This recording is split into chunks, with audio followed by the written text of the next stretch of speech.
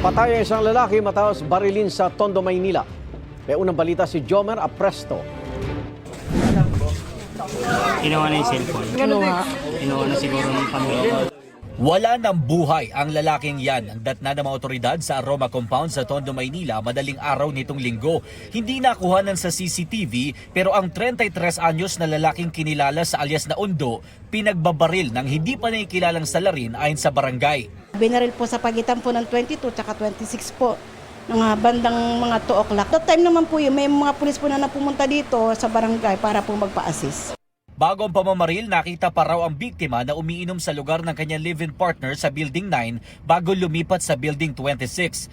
Base sa investigasyon ng Manila Police District, may tama ng bala sa ulo ang biktima.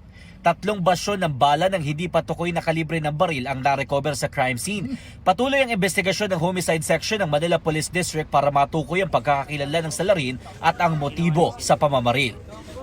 Ito ang unang balita, Jomer Apresto para sa GMA Integrated News.